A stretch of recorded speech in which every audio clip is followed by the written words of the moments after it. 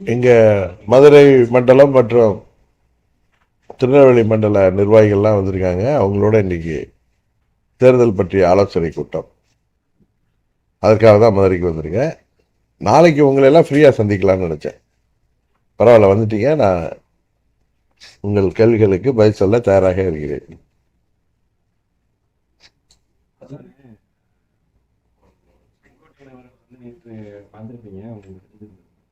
அமெரிக்காவில் அவங்களை கொண்டு வரதா அவரும் திட்டம் வச்சதாகவும் அது அவர் சந்தர்ப்ப சூழ்நிலை காரணம். அதாவது டிடிவி எங்களோட வர நினைச்சாரு.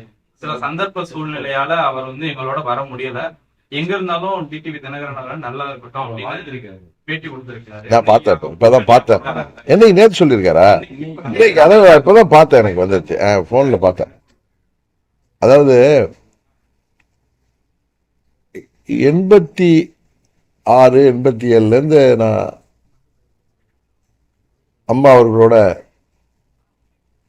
இருந்த காரணத்தினால அந்த காலத்திலேயே அதிமுகவில் உள்ள நிர்வாகிகள், அப்பொழுது மேல்மட்டம் மற்றும் மற்ற மட்டங்களில் உள்ள நிர்வாகிகள் எல்லாமே எங்களோட ரொம்ப நெருங்கி பழகுவார்கள். நாங்கள்லாம் ஒரு உறவினர்கள் போல தான் இருப்போம்.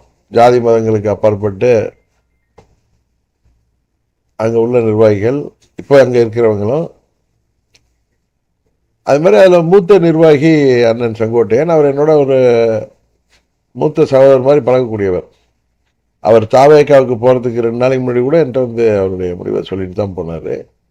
அவர் நான் அங்கே வர வேண்டும் என்று அவருடைய விருப்பம் இருந்தது.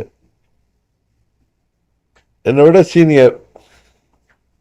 அவரை நான் மறுக்க முடியாமல் நான் அவர்கிட்ட தயக்கமாக இருப்பேன். அதாவது வரலன்னு சொல்லாமல் அவரை எனக்கு மறுக்க, பார்த்துக்கோண்ணேன்னு சொல்லுவேன். அவர் நம்பினார், நான் சேராக வந்துடுவேங்கிறத அவர் உறுதியாக இருந்தார். ஈவன் நான் டெல்லிக்கு போயிட்டு வந்தப்போ கூட பத்திரிகையாளர்கள்ட்டெல்லாம் கூட நான் சொல்லலை. ஆனால் அவர்கிட்ட நான் நான் அடிக்கடி நாங்கள் 2 பேரும் சந்திப்போம். அவர் அங்கே போனதுக்கு அப்புறமும் பல முறை என்னோட சந்திப்பார். நட்பாக வருவோம், நட்பாக பேசிகிட்டு இருப்போம். அப்போ அரசியல் பேசுகிறப்ப நான் டெல்லிக்கு போயிருந்தேண்ணே, உண்மைதான். உங்களை கேட்டாங்க முக்கியமானவங்க, ஏன் செங்கோட்டையன் அங்கே போயிட்டாரு, அவரை கூப்பிடுங்க, மறுபடியும் உங்கள் கூட இருக்கிறவர் தானே, உங்களோட க்ளோஸ் ஃப்ரெண்டு தானே, கூப்பிடுங்க, ஏன் அவசரப்பட்டு போனார், இல்லை நான் பேசுகிறேங்கன்னு சொன்னேன். அந்த தகவலை நீங்கள் வாங்கன்னு கூப்பிட முடியாதுல்ல அவரை. இந்த தகவலை முக்கியமான தலைவர் உங்களை கேட்டாங்க, அது சரி வராதுங்க எனக்கு அப்படின்னு சொன்னார். அவர் பேசியிருந்தோம். நான் வருவேன்னு நம்பினார். நான் அவரை மறுக்கலை. அதாங்க, அதனால சொல்கிறேன். சூழ்நிலையெல்லாம் ஒன்றும் இல்லை. நம்ம 21 அவர் அங்கே இருந்தப்பே நான் இதே முடிவு எடுத்து தான் அன்றைக்கே மாண்புமிகு அமித்ஷா அவர்களோடு பேசி அது முடியாமல் போனது. அப்போயும் நான் இதே முடிவை தான் சொல்லியிருந்தேன், தேர்தலில் நான் நிற்க போகிறது இல்லைன்னு. நான் இருக்கும் உங்களுக்கு இப்போ என்ன யார் நிற்கக்கூடாது, அழுத்தம் அதெல்லாம் ஒன்றும் கிடையாது. நீங்கள் சோசியல் மீடியாலேயும் ஊடகத்துலேயும் எதுவும் பரபரப்பாக செய்தி வேணும்னு தினகரன்ட்ட என்னிட்ட யாரும் அழுத்தமும் கொடுக்க முடியாது, என்ன யாரும் டிக்டேட் பண்ணவும் முடியாது. உங்களுக்கு தெரியும், நானும் அப்போ எடுத்த முடிவு தான் 21 இதே நான் சொல்லியிருந்தேன். ஏன்னா நம்ம போகிறப்ப அரசியலுங்கிறது நிறைய சதி நிறைந்த ஒரு துறை. அது இதில் தேவையில்லாத ஆட்சி அதிகாரம்லாம் வர்றப்ப தேவையில்லாதவர்கள், தேவையில்லாத சகுனிகள், கூடிகள்லாம் நிறைய இருப்பாங்க. இதெல்லாம் அவாய்ட் பண்ணணும். ஒரு ஹெல்த்தி ரிலேஷன்ஷிப் வேணும். ஒரு ஆட்சி அமைகிறப்ப அது நல்லா ஹெல்த்தியாக இருக்கணும். அப்படிங்கிற ஒரு இதில் நான் தான் ஓப்பனாக சொல்லணும், ஒரே உரையில் 2 கத்தி இருக்கக்கூடாது. அதனால் நான் தான் போட்டியிடலைங்கிற முடிவெடுத்தேன். அது நான் தான் அறிவித்தேன். நான் கேட்டப்போ கூட நான் ஒன்றும் சொல்லாமல் இருந்து இந்த முடிவெடுக்கலன்னு சொல்லிட்டு போகலாம். நான் யதார்த்தத்தை உண்மையை சொன்னேன்.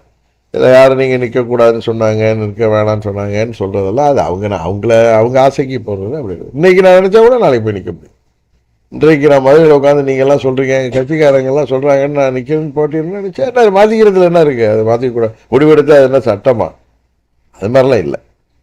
எதுக்காக சொல்கிறேன்னா, அவருக்கு இது மாதிரி கண்டிஷன்ஸு அப்படிலாம் எந்த கண்டிஷன் எதுவும் கிடையாது. நாங்கள் கூட்டணிக்கு வரணும், அம்மாவுடைய ஆட்சி அமைக்கிறதுக்கு வரணுங்கிறதுக்கான நட்பு ரீதியான அணுகுமுறை தான் எங்களை அணுகினார்கள். அதுக்கு நான் போனப்பயே முக்கியமான தலைவர்கள் கூப்பிட்டு நான் 2-3 ரூம் போனேன். அப்போ அண்ணன் இபிஎஸ் அவர்களும் அவர்கள்ட்ட ஏஎம்எம்கே நம்ம கூட கூட்டணிக்கு வரணும் அப்படிங்கிறது அவருடைய சம்மதத்தோடு தான் என்கிட்ட பேசினாங்க.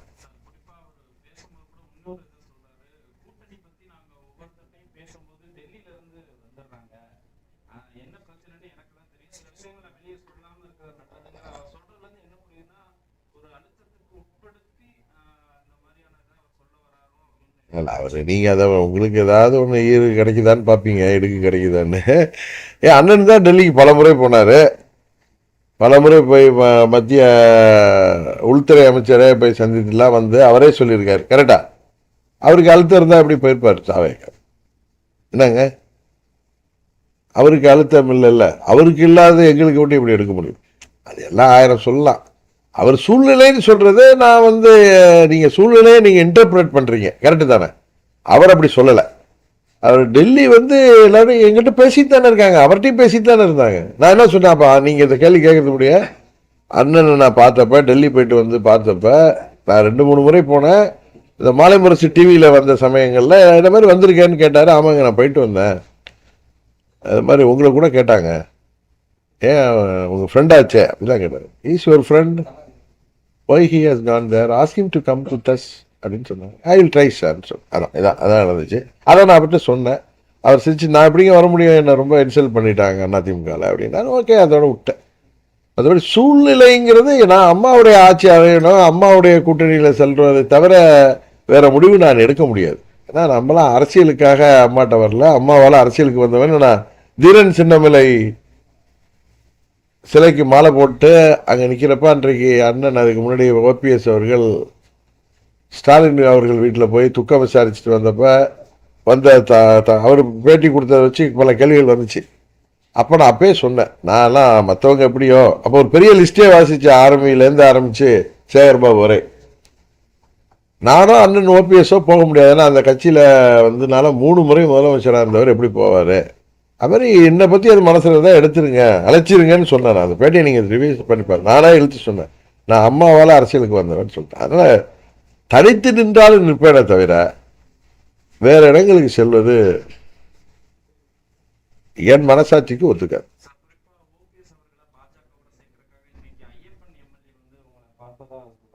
ஐயப்பன் வந்து எனக்கு நல்ல நண்பருங்க. அவர் ஓபிஎஸ் கூட தான் இருக்காரு. நேற்று என்ன அங்கே பார்க்க வந்தார். அவருக்கு வேற ஏதோ வேலை இருந்ததுன்னு போயிட்டாரு. திரும்பவும் இன்றைக்கு பார்க்க வருவதாக சொல்லியிருக்கார். பட் அவர் வந்து அரசியல் ரீதியாக வரல. எனக்கு நல்ல நண்பர், என்கிட்ட பேசுவார். நாங்கள்லாம் 2000 நான் பேரவைச் செயலாளர் இருந்தப்ப, அப்பொழுது தங்கத்தமிச்சல் மாணவர் மதுரை புறநகர் மாவட்ட மாணவர் செயலாளராக அவரை நியமனம் செய்தார்கள் அம்மா. அப்போலேருந்து எனக்கு நல்ல நண்பர் அவர்.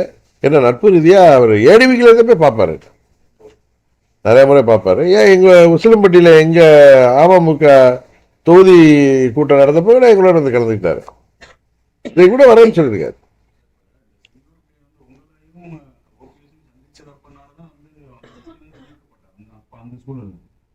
இப்ப நீங்க திருப்பியும் ஓரளவு முன்னாடிட்டீங்க, அதெல்லாம் அவரை திருப்பி உங்க கூப்பிடுறதுக்கான வாய்ப்புகள் இருக்கா? அங்க இருந்து நான் தான் கூப்பிட்டேன்னு சொன்னேன்.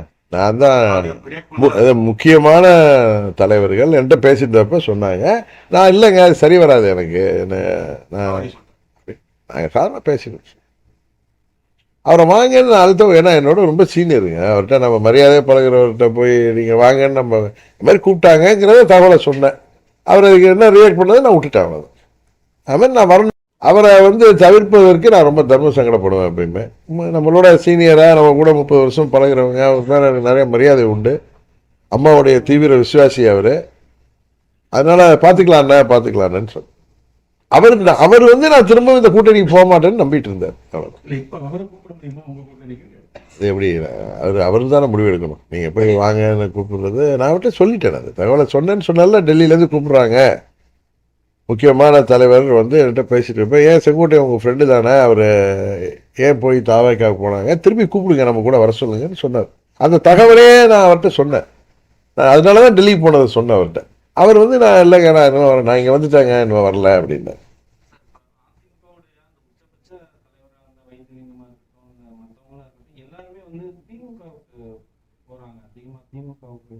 வருத்தளிக்குதுங்க. எனக்கு தனிப்பட்ட முறையில் எல்லாம் எனக்கு நிறைய நண்பர்கள். நாங்கள்லாம் எல்லாரோடையும் ஒன்றுக்கு ஒன்று பழகிறவங்க. அங்கே இருக்கிறப்ப நாங்கள் அம்மாவுக்கு அருகில் இருந்ததுனால எல்லாரையும் அம்மா அவர்களுடைய இன்ஸ்ட்ரக்ஷன் படி நான் எல்லாரோடையும் நடுநிலையாக இருந்து பழகுவேன். ஏன்னா எனக்கு விருப்பம் இருந்தால் அது கட்சியையும் தலைமையையும் பாதிக்கும். அதனால் நான் ரொம்ப நியூட்ரலாக தான் இருப்பேன். எல்லாரும் எனக்கு வேண்டியவர்கள் தான். வருத்தம் அளிக்கிறது அவங்களுடைய முடிவு, அது அவர்களுடைய சூழ்நிலை. அதை போய் நம்ம என்னுடைய பழைய நண்பர்கள் சரி எங்கே இருந்தாலும் வாழ்க்கைன்னு வாழ்த்திட்டு போகிறது தவிர ஒரு வழி இல்லை.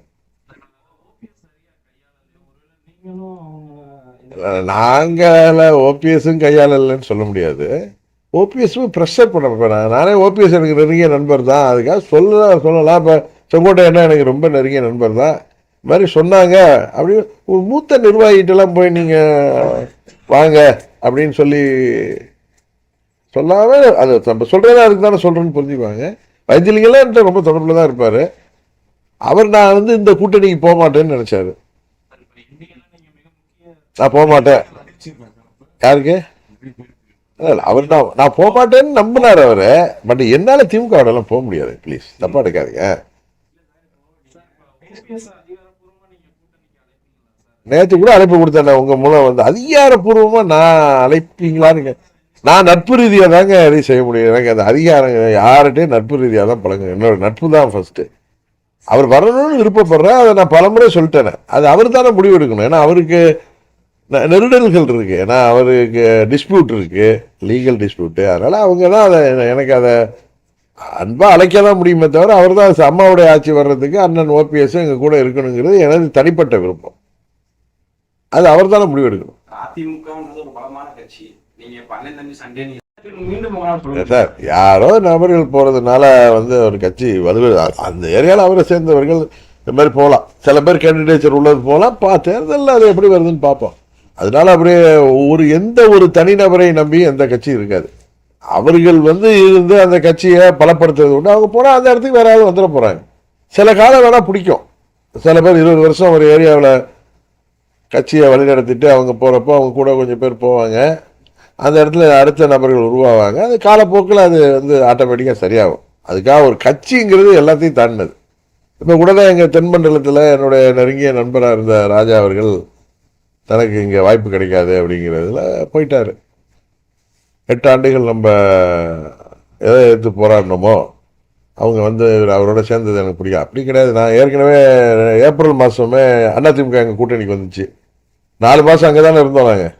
நான் செப்டம்பர் மாதம் தானே வெளியே வந்தேன். அப்போல்லாம் அது மாதிரிலாம் சொன்னதில்லை. இவங்க வந்துட்டாங்க வெளியேறணும்னு சொல்லியிருக்கலாம். எனக்கு நல்ல நண்பர் அவரோட பேசுகிறேன் சொல்லலாம். யாரும் ஒருத்தர் சொல்லியிருக்கீங்களா? அவங்க அவங்க ஏற்றுக்கிட்டாங்க.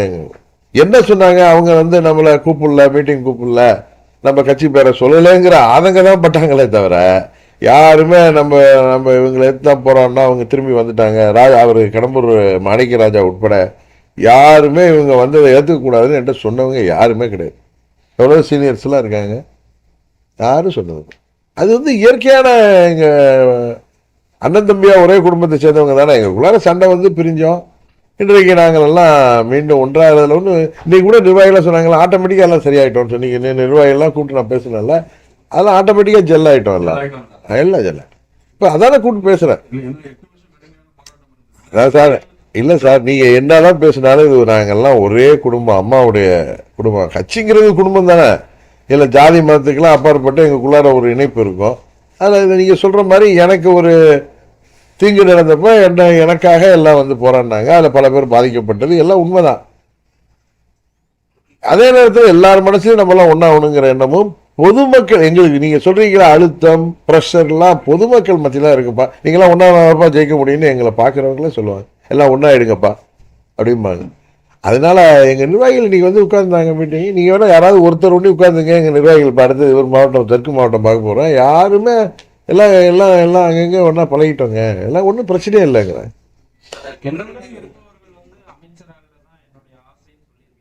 நீங்கள் ஒரு இடத்த ஒன்று எடுத்துக்கிட்டு வாங்க வெற்றி, நீங்கள் ஒரு இடத்த ஒன்றையும் எடுத்துக்கிட்டு கேட்குறீங்க. நான் பேசினதோடைய சாரத்தில் நான் தேர்தலில் போட்டியிடலை. என்னை சேர்ந்தவர்கள் எனக்காக 8 வருடம் என்னோடு பயணித்தவர்கள் பல கஷ்ட நஷ்டங்களில் ஆட்சி அதிகாரம்லாம் இருந்தப்போ அதை விட்டெல்லாம் அது அம்மாவுடைய கட்சியை விட்டுட்டு அம்மாவுடைய தொண்டர்கள் வெளியே என்னோட இப்போ டேவிடோ சகோதரியோ இல்லை நம்ம வேறோ இது மாதிரி உட்காந்துருக்காங்க. எல்லாருமே முருகன் வந்திருக்காரு, மாவட்டத்தில் பழைய நிர்வாகி, எல்லாருமே பழைய நிர்வாகிகள். எல்லாரும் விட்டுட்டு வந்தாங்க. எனக்கு அளிக்கப்பட்ட தீங்கு எதிர்த்து வந்தாங்க. அவங்களெல்லாம் வந்து அதில் தகுதியானவர்கள், அவர்களை வேட்பாளர்களாக நின்று அவர்கள் சட்டமன்ற உறுப்பினர்களாக ஆக்க வேண்டும். அவர்களுக்கு வாய்ப்பு கிடைத்தால், நான் சொல்றதை நீங்க வந்து அப்படியே கட் பண்ணி பேசுறீங்க. எனது ஆசைன்னு தான் சொன்னேன். கரெக்டா? ஆசைன்னா நான் ஆசைப்படுறேங்க. இங்கே ஒரு வீடு, இந்த ஹோட்டல் மாதிரி பக்கத்தில் ஒரு ஹோட்டல் கட்டுன்னு ஆசைப்பட்டா அது மாதிரி எனது விருப்பம். அதுக்காக கூட்டணியில் போய் ஒரு எந்த என்ன சொல்றது, எந்த கண்டிஷன் கிடையாது. It's not a condition. விருப்பம். வாய்ப்பு கிடைத்தால் எங்களுக்கு, அவங்களும் எங்க சகோதரர்கள் தானே, கொடுக்க வாய்ப்பு இருக்குல்ல. வாய்ப்பு கொடுக்க ஏன் வாய்ப்பு இருக்காதுன்னு நினைக்கிறீங்க? பொதுவாகவே தமிழ்நாட்டில் ஒரு கூட்டணி ஆட்சி அமைவதற்கான சூழ்நிலை இருப்பதாகத்தான் என்னிடம் உங்க மாதிரி சீனியர் ஜேர்னலிஸ்ட், சர்வே எடுக்கிறவங்க, அரசியல் லோக்கர்கள்லாம் சொல்றாங்க. அது மாதிரி கூட்டணி வாய்ப்பு வரப்போ நாங்கள் அதுக்காக ப்ரெஷர் பண்ண மாட்டோம். நட்பு ரீதியாக சுமூகமாக ஒரு கூட்டணியில் சேர்ந்தோன்னா அந்த கூட்டணி வெற்றிக்கு நான் எப்படி 24 நான் அன்கண்டிஷனலாக பிஜேபி கூட்டணிக்கு போனேன். என்டிஏவுக்கு நான் சீட்டு கூட கேட்கல. அண்ணாமலையே சொல்லுவார் அவரு. நான் ஏன்னா எங்களுக்கு சட்டமன்ற தேர்தல் தான் எங்கள் ஆளுங்க விருப்பம் இல்லை, நானுமே நிற்க விருப்பம் இல்லைன்னு தான் சொன்னேன். அவங்க எல்லாம் நீங்கள் நிற்கலைன்னா கன்வர்ஷன் ஆஃப் ஓட்டு வராது, அது கொஞ்சம் கஷ்டமாக இருக்கும், நின்றுங்கன்னதுனால நின்றேன் நான் உங்களுக்கு. அதனால் நான் ஒரு கூட்டணிக்கு போகணும்னு முடிவெடுத்தேன்னா நான் ஏன்னா நாங்கள் பல கூட்டணிகள் அம்மா 89லேருந்து அமைச்சப்ப பல கூட்டணிகள் அமைவதற்கு நான் அதில் அம்மாவுக்கு கூட இருந்து பார்த்தேன். அதனால் கூட்டணி அமைகிறப்ப அதில் உள்ள கஷ்ட நஷ்டங்கள் எனக்கு தெரியும், பல கட்சிகள் வந்து சேர்றப்ப. அதனால் நம்ம ஒரு கூட்டணியில் போகிறப்ப ஸ்மூத்தாக அதை கொண்டு போனாலும் அந்த கூட்டணியை வெற்றி பெறுவதற்கு நம்மளால் ஒரு பிரச்சனை வந்துடக்கூடாதுன்னு நினைப்பேன். அதனால் நாங்கள் ரொம்ப ஸ்மூத்தாக தான் அதை ஹேண்டில் பண்ணுவோம். நாங்கள் வந்து நியாயமான கோரிக்கைகள் தான் கேட்போம், நியாயமான தகுதியான வேட்பாளர்களுக்கு தான் கேட்போம். நாங்கள் ரொம்ப ரீசனபிளாக தான் இருப்போங்கிறது அவங்களுக்கும் தெரியும், எல்லாருக்கும், அதிமுகவுக்கும் தெரியும், பிஜேபிக்கும் தெரியும். அதை நாங்கள் கேட்பது வந்து நியாயமாக இருக்கும்ங்கிறப்ப அதை அவங்க ஒன்றும் தட்ட மாட்டாங்க. இன்னொன்று, வாய்ப்பு என்னுடைய விருப்பம், வாய்ப்பு இருந்தால்தான். It's not a condition. கரெக்டாக சொன்னார். அது it's not a condition, it is my wish, அவ்வளோதான்.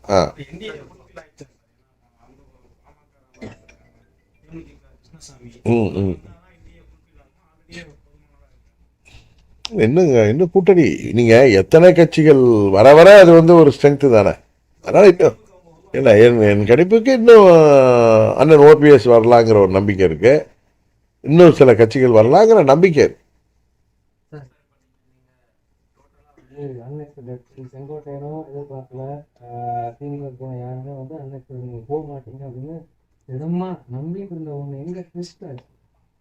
நான் முதல் நாள் செப்டம்பர் 6 மூக்கையா தேவர் நினைவு நாள் அன்னைக்கு போயிட்டு வந்தப்பதான் உங்கள்கிட்ட நீங்கள் எல்லாம் வந்து கொஸ்டின்லாம் கேட்டீங்க. அப்போ சொன்ன எனது முதல் சாய்ஸ், நான் வெளியில் வந்துட்டேன், இருந்தாலும் எனது முதல் சாய்ஸ் என்டிஏ தான் சொன்னேன். அதை கரெக்டாக பாண்டே தான் பிடிச்சிட்டு பேசிட்டே இருப்பார். நீங்கள் அதெல்லாம் விட்டு கடந்து வந்துட்டீங்க. ஆனால் இப்போயும் சொல்கிறேன், எனக்கு பிடித்த கூட்டணி தேசிய ஜனநாயக கூட்டணி. அம்மாவுடைய ஆட்சி அமைப்பதற்காக அந்த கூட்டணியில் செல்ல வேண்டும் என்பதுதான் எனக்கு பிடித்தது, எங்கள் நிர்வாகிகளுக்கும் பிடித்தது. எங்கள் நிர்வாகிகளுக்கெல்லாம் நம்மளை ஏற்றுக்கொள்ளங்கிறப்ப கோபம் வருது. அவர்கள் சார்பாக இருக்கக்கூடியவன் நான் தான் அதனால வெளியில் போனேன். எனக்கு தனிப்பட்ட அந்த இதெல்லாம் பார்க்க மாட்டேன்னா. அதே மாதிரி 21 இப்போ சொல்லுங்க, 19, 17லேருந்து 4 ஆண்டுகளில் 10, 21லேயே முக்கிய அமித்ஷா அவர்கள் நாங்கள்லாம் ஒரே அணியில் வரணும்னு சொல்லி பேசி முடிவெடுத்து அதெல்லாம் முயற்சி செய்து முடியல. அப்பயும் நான் இதே ஸ்டேட்மெண்ட் தான் கொடுத்தேன், நான் தேர்தலில் போட்டியிட மாட்டேன், என்னை சேர்ந்தவர்கள் 40 பேருக்கு வாய்ப்பு வாங்கி கொடுங்கள் தான் கேட்டிருந்தேன். அன்றைக்கி நிறைவேறலை. இன்றைக்கு அந்த கூட்டணி நிறைவேறிருக்கு. அதனால் இதில் இந்த ட்விஸ்டில் ஏதாவது நான் நீ சொன்னேன் உங்கள்கிட்ட. நான் இன்றைக்கி இன்னொரு தொலைக்காட்சி பேட்டியிலேயே நான் பல முறை டெல்லியில் சேர்ந்து முக்கியமான தலைவர்கள்லாம் சந்திச்சிருக்கேன். அந்த முறை ஒரு 2 மாதத்துக்கு முன்னாடி என்ன பாருங்க வெற்றி, அந்த முறை என்னை அழைத்தப்ப முக்கியமான தலைவர், தமிழ்நாட்டில் அம்மாவுடைய ஆட்சி, என்டிஏ கூட்டணி ஆட்சி வரணும், திமுக அந்த ஊழல் திமுக ஆட்சியை முடிவு கொண்டு வரணுங்கிறதுல ரொம்ப முனைப்பாக இருந்து செயல்படக்கூடியவர் அவர். இபிஎஸ் வந்து முழு சம்மதத்தில் இருக்காரு, நீங்கள் தான் சொல்லணும்னு சொன்னார். ஓகேன்னு சொல்லிட்டு வந்தேன்னு சொன்னேன், அவ்வளோதான். அதை வந்து அவங்க வந்து எப்போ சேர்க்கணுமோ அப்போ சேர்த்துக்கலாம் அப்படின்னு சொன்னாங்க. நான் சரின்னு வந்தேன், அவ்வளோதான். இதனால் இந்த ட்விஸ்ட்லாம் 2 மாதத்துக்கு முன்னாடியே அந்த இதெல்லாம் சரியாயிட்டு கரெக்டாக. அதனால் உங்களுக்கு வெளிப்படுத்துறது நாங்கள் ரொம்ப லேட்டாக, அவ்வளோதான். அதான் சார் விமர்சனம் தான். ஒரே குடும்பத்தை சேர்ந்த அண்ணன் தம்பி என்ன திருப்பி அதை ரிப்பீட் பண்ணணுமா? எங்களுக்குள்ளார உள்ள மன வார்த்தை எல்லாத்தையும் தூக்கி போட்டு அண்ணன் தம்பி சண்டையில் சேர்றது இல்லையா? அதே மாதிரி சேர்ந்துட்டோம். நாங்கள் தானே நீர் எடுத்து நீர் விலகாம நாங்கள் தானே சண்டை போட்டோம். இப்போ நாங்கள் 2 பேரும் விட்டுட்டோம். எனக்கு தானே கஷ்டம் வந்துச்சு. நானே மறந்துட்டு போயிட்டேன். எங்கள் ஆட்சி வரணும், திமுக விடக்கூடாது. இன்னைக்கு தமிழ்நாட்டில் சட்டம் ஒழுங்கு சரியில்லை, ஊழல், எங்கே பார்த்தாலும் ஊழல். கட்டுற பாலமே இப்போ 15 கோடி கட்டுற பாலமே திறந்து 3 மாதத்தில் இடியுது. எங்கே பார்த்தாலும் இது ஒரு கஞ்சா சந்தையாயிட்டு, போதை மருந்து சந்தையாக போயிட்டுருக்கு. இளைஞர்களுக்கு வேலை வாய்ப்பை கொடுப்பேன்ட்டு ஏமாத்துறாங்க. வாக்குறுதிகள் எல்லாம் சொல்லிட்டு ஏமாத்துறாங்க. ஏமாத்துறது தான் நடக்குது. போதா குறைக்கு 26 தேர்தலுக்கு மறுபடியும் ஏமாற்றி வர்றதுக்கு வாக்குறுதி குழுவெல்லாம் அமைக்கிறாங்க. இதெல்லாம் அது காரணம் அவங்க என்ன தைரியமாக இருக்காங்க? கண்ணு கட்டியவரை எங்களுக்கு எதிரியே தெரியவில்லைன்னு சொல்கிறது. அம்மாவின் தொண்டர்கள் பிரிந்திருந்தது தான் ஒரு முக்கிய காரணம். ஒன்றாயிட்டோம். அதனால் நாங்கள் உறுதியாக நல்ல ஒரு ஆட்சி. மோடி அவர்கள் சொன்னது போல் சிஎம்சி இந்த ஆட்சி மேலே கரப்ஷன், மாஃபியா அண்ட் கிரைம் அதில் இந்த ஆட்சி தமிழ்நாட்டை குட்டிச்சுவராயிருக்கு. தமிழ்நாட்டை மீட்டெடுத்து மீண்டும் ஒரு பொற்கால ஆட்சியை, தலைவர் ஆட்சி மாதிரி, அம்மா ஆட்சி மாதிரி, மக்கள் விரும்புகிற ஆட்சியை, ஒரு சட்டம் ஒழுங்கு பராமரிக்கப்படுகிற ஆட்சியை, இந்த போதை கலாச்சாரத்தை ஒழிக்கின்ற ஆட்சியாக, போதை மருந்து புழக்கத்தை தடுக்கின்ற ஆட்சியாக, தமிழ்நாட்டுக்கு வேண்டிய திட்டங்களை எல்லாம் மாண்புமிகு மோடி அவர்கள் வழங்கி நாம் தமிழ்நாடு மீண்டும் முதலிடத்துக்கு வருவதற்கான முயற்சிக்கான ஒரு துணையாக இருக்க வேண்டும் என்பதற்காக நாங்கள் மீண்டும் எங்களுடைய அணியில் சேர்ந்துட்டோம்.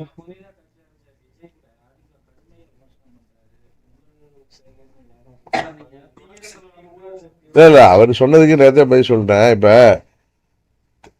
அதிமுகவை ஊழல் கட்சிங்கிறாரு. அண்ணன் செங்கோட்டையன் 2017 21 ஆட்சியில் இருந்த வரைக்கும் அவர் அந்த கட்சியில் ஆட்சியில் இருந்தவர் தான், அமைச்சராக இருந்தவர். கரெக்டு தானே? அதிமுகவை ஊழல் கட்சின்னு சொல்றாரு. 21 வரைக்கும் ஆட்சி இருந்த வரைக்கும் அமைச்சராக இருந்தவர் அண்ணன் செங்கோட்டையன். அவர் இப்போ அங்க கட்சி தான் சேர்ந்திருக்காரு. ஊழல் கட்சியை சேர்ந்தவர், அமைச்சராக இருந்தவர், ஊழல் ஆட்சி தந்தவர்கள்ட்டேருந்து அவர் வெளியில கோச்சிட்டு அவர் சண்டையில் வர்றப்ப அவரை நீங்க சேர்த்துக்கிறீங்க. என்ன அவங்க ஸ்டாண்டர்டுன்னு தெரியல. அதனால அவங்க தவறாக சொல்கிறார்கள். எல்லாரையும் திமுகவையும் பாஜகவையும் அவங்க தாக்குற மாதிரி ஆட்சிக்கு வரணும்னு அவங்க அரசியல் ரீதியாக சொல்றாங்க. அது அடிப்படையே தவறு என்பதுதான் என்னுடைய கருத்து. இல்லை, சரியான தேர்தல் அறிக்கை அதிமுக சார்பாக வரும், தேசிய ஜனநாயக கூட்டணியில இல்லை, இந்த முறை சரியாக அதெல்லாம் நிறைவேற்றுவதற்கு வாய்ப்பு கொடுக்குற மாதிரி பண்ணோம். அதை நான் விமர்சனம் இல்லை. நான் பஸ்ஸில் அது மக்கள் தானே முடிவு பண்ணணும், நான் பஸ்ஸில் போகிறதில்ல அப்படின்னு சொன்னேனே தவிர நான் அது மக்கள் முடிவு பண்ணுற விஷயம் அப்படின்னு சொல்ல. இப்போ தமிழ்நாட்டு மக்களுக்கு நலன் பயக்கிற வாக்குறுதிகளை தான் எங்கள் தேசிய ஜனநாயக கூட்டணி தரோம். ஏமாற்றுகிற எந்த வாக்குறுதியும் செய்ய மாட்டோம். இப்போ அந்த பிற்படுத்தப்பட்ட இடஒதுக்கீடுல கூட மத்திய அரசாங்கம் சாதிவாரி கணக்கெடுப்புக்கு எடுப்பதற்கு அறிவிப்பு கொடுத்துட்டாங்க. அதை நாங்கள் வந்த பிறகு தமிழ்நாடு அரசாங்கம் சார்பாக செய்கிறப்ப மைக்ரோ லெவலில் சாதிவாரி கணக்கெடுப்பு எடுக்கிறப்ப அது எல்லா சமுதாயத்திற்கும், அந்த பிற்படுத்த எல்லாருக்கும் அவங்களுடைய மக்கள் தொகை அடிப்படையில் நியாயமான முறையில் பிரித்து சாதிவாரி கணக்கெடுத்து உள்ஒதுக்கீடு நடக்கிறப்ப யாரும் எந்த வித பிரச்சனையும் வராது. அது காரணமே இப்போ என் நல்ல நண்பர் தான், ஒரு பழைய நண்பர் தான். இல்லை எனக்கு நல்ல நண்பர் இல்லை, அப்படி இல்லை, என்னுடைய நண்பர் அவர் எனக்கு 2007 தெரியும். அதுக்கு முன்னாடி 99 தெரியும். அதனால நண்பர்கள் தான். நான் எல்லாத்தையும் ஃப்ரெண்டாக தான் இருப்பேன். இப்போ கூட கரெக்டாக பண்ணி பேசுவேன். அது நான் ஒன்று நாங்கள் தலைவர் அவங்க அப்படிலாம் நான் எப்பயுமே நண்பர்களாக தான் இருப்பேன் எல்லாரோடையும். ஏப்ரல் 11 25 ஏடிஎம்கே எங்கள் கூட்டணிக்கு வந்துச்சுல்ல, 4 மாதம் அந்த கூட்டணியில் தான் நாங்கள் இருந்தோம். பல முறை என்னோட சந்திச்சிருக்காருல்ல. அப்போல்லாம் அந்த கூட்டணி நம்ம 8 ஆண்டு எதிர்த்து அரசியல் பண்ணோம், அவங்க அந்த கூட்டணி நம்ம இருக்கக்கூடாது வெளியேறணும்னு சொல்லியிருந்தாருன்னா நாயர்.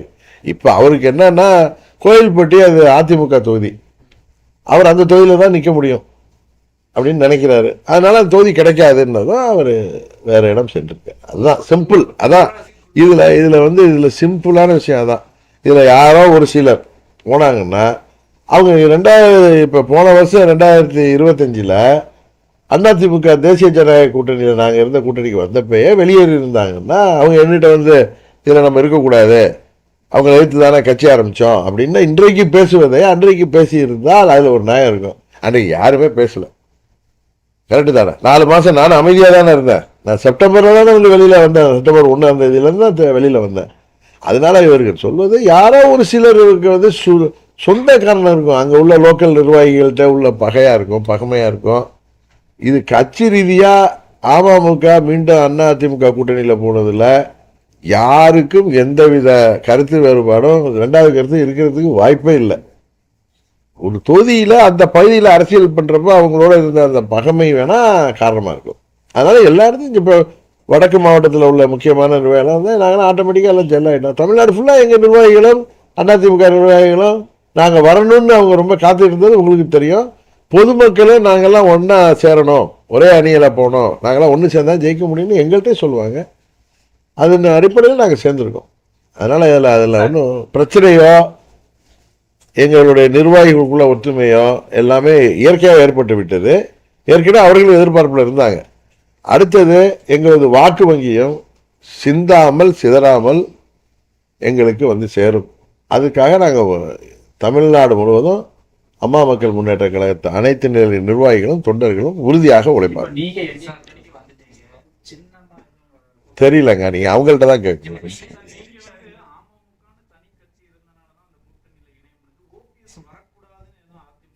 சார்.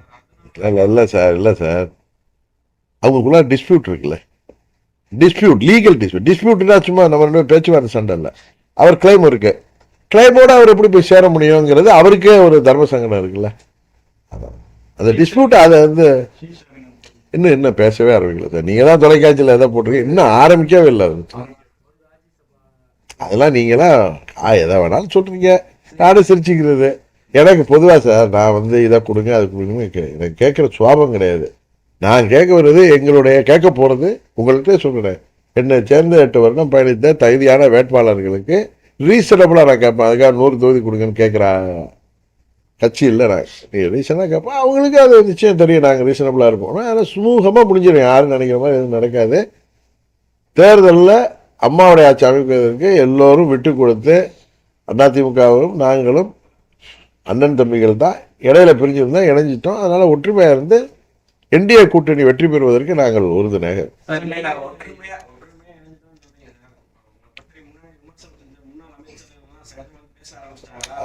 அதான் அன்றைக்கே நான் தொலைக்காட்சி பேட்டில் சொன்னேன் சார், அண்ணன் தம்பி சண்டை தானே சார், நீங்களே இருப்பீங்க, உங்கள் பங்காளிங்க உங்களுக்கு வெட்டு குத்து வரைக்கும் கூட போயிருக்கோம், போலீஸ் ஸ்டேஷனில் கேஸ் போயிருக்கோம்.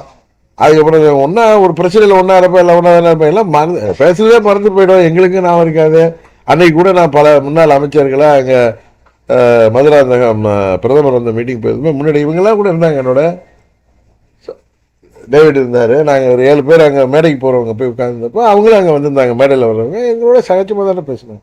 சார் நீங்கள் என்டிஏல சேர்ந்தப்போ சசிகலா ஒரு பெரிய அறிக்கை ஒன்று போட்டிருந்தாங்க. அதில் வந்து பேரை குறிப்பிடாம சுயநலத்துக்காக இன்னைக்கு வந்து சேர்ந்துருக்காங்க அப்படின்னா கூட ஒரு கடுமையாக இந்த பேரை குறிப்பு இல்லைல்ல, அப்புறம் நீங்கள் எதுக்கு இன்டர்பிரேட் பண்ணுறீங்க? பேரை குறிப்பிட்டாங்கன்னா அன்றைக்கு பதில் சொல்கிறேன். அதுதான் என்னன்னு எனக்கு தெரில சார். அவங்க என்னைக்கு அறிக்கை கொடுத்தாங்கன்னு எனக்கு தெரில. நீங்கள் என்ன ஆசைப்படுறீங்கன்னு எனக்கு தெரியல. அவங்க என்ன தான் திட்டிருந்தா கூட எங்கள் சித்தி தானே பரவாயில்ல விட்டு போக முடியும்.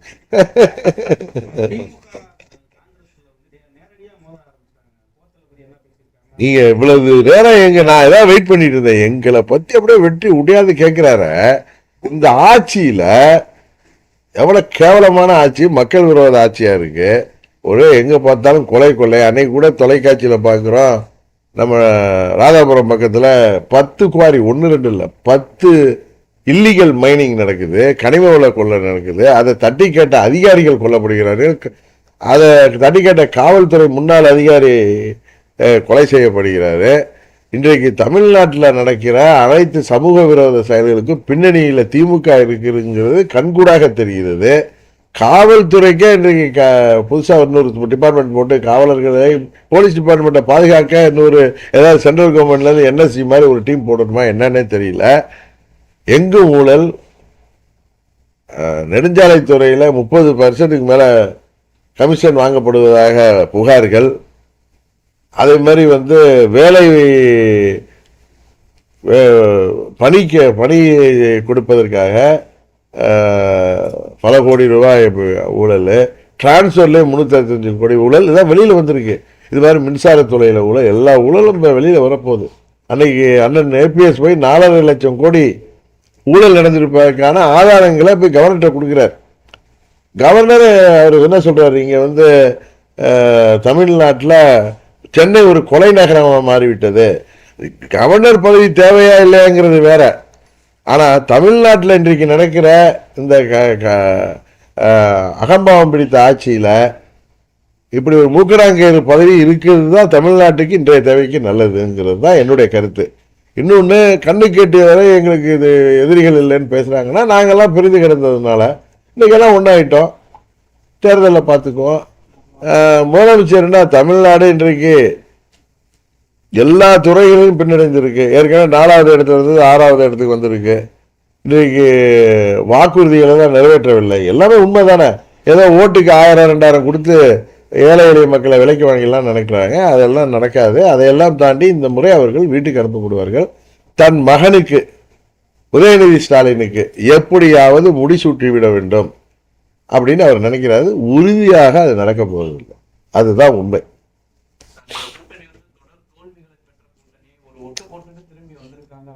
சார் எல்லா சிஎம் சார் 76ல் அவங்க ஆட்சியை இதே காங்கிரஸ் கட்சி தான் கலைச்சிச்சு. நிஷாவை கொண்டு எல்லாரையும் உதச்சி ஜெயிலில் போட்டுச்சு. கருணாநிதி அவர்களை தவிர எல்லாம் உள்ள. ஸ்டாலினே சொல்லுவாங்க, நான் ஜெயிலில் இருந்தேன், என்னை காப்பாற்றுறாரு சிட்டி பாக்குன்னு. அது மாதிரி அப்பொழுது புரட்சி தலைவர் கட்சி ஆரம்பித்து இவர்களை வீழ்த்துகிற நிலை வந்த பொழுது ஆட்சியை காப்பாற்றிக்கிறதுக்கு மத்திய அரசில் போய் சரி செய்துட்டதுனால தான், சமரசம் செய்துட்டதுனால தான் காவிரி ஒப்பந்தத்தெல்லாம் காலாவதி அதெல்லாம் கேட்கல. அன்றைக்கு தமிழ்நாட்டுக்கு வந்த கேடுகளை எல்லாம் கேட்காமல் விட்டது திமுக ஆட்சி. இன்னும் நமது தொப்புள் கொடி உறவுகளான இலங்கையில் அவர் ராஜபக்ச ஆட்சியில் எல்லாரும் பல லட்சம் தமிழர்கள் கொல்லப்பட்ட பொழுது இந்திய இராணுவம் உதவி செய்தது இந்திய அரசாங்கம், காங்கிரஸ் அரசாங்கம். அப்போ கண்மூடி வாய்ப்பு இருந்தாங்க கூட்டணி ஆட்சியில் இருந்து. இது இவ்வளவு துரோகம் பண்ணுறாங்க. ஆனால் அவர்கள் ரொம்ப நல்லவர்கள் போலவே தமிழை நாங்கள் தான் காப்போங்கிற மாதிரி ஏன் திராவிடம்னு சொல்லிட்டு இன்றைக்கி ஒரு திராவக மாடல் ஆட்சி நடத்துகிறாங்கன்னு சொன்னால் இங்கே ஒரு டுபாக்கூர் ஆட்சி தான் நடக்குது. இவங்க நாங்கள் தான் வர போகிறோம் 210 நிச்சயம் உறுதியாக உங்களால் முடியாது. 2011 நிலைமை வரப்போகுது. இந்த முறை அம்மாவின் ஆட்சி என்டிஏ கூட்டணி ஆட்சியாக 2011 தேர்தலில் எப்படி நாங்கள் ஒரு மாபெரும் வெற்றி பெற்றோமோ அந்த வெற்றியை நோக்கி நாங்கள் பயணித்து கொண்டிருக்கிறோம். அப்போ நாங்கள் பிரிந்திருந்தது உண்மை. அன்றைக்கு பிரிந்திருந்ததுனால அவங்களுக்கு கொண்டாட்டமாக இருந்துச்சு. இன்றைக்கு எல்லாம் ஒன்றாயிட்டோம். உறுதியாக வெற்றி பெறும்.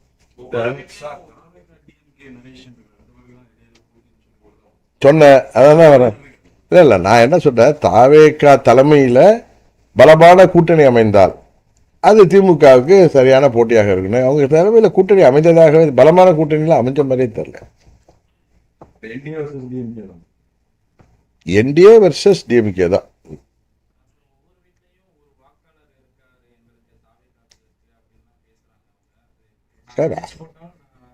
சரி சார், அது எல்லா கட்சிக்கும் எதிர்பார்ப்பு இருக்கும். அவங்களும் தாங்க ஜெயிக்கணும்னு நினைப்பாங்க. அதெல்லாம் தப்பு இல்லை. இன்னும் 2 மாதம் பொறுங்க. மே மாதத்தில் நமக்கு தெரிஞ்சிட போகுது. இதை போய் உட்காந்து நம்ம 2 பேரும் திண்ணையில் உட்காந்து பேசுகிற மாதிரி பேசிகிட்டு இருக்க வேணாம்.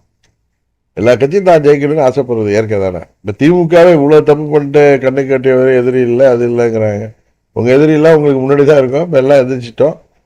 இந்த முறை உறுதியாக உங்கள் ஆட்சிக்கு முடிவுரை எழுதிவிடும். அதுதான் எல்லாம் ஒன்றா தான் பிரச்சாரத்துக்கு போவோம். தேவைப்பட்ட இடங்களுக்கு ஒன்றா பிரச்சாரம் போவோம்.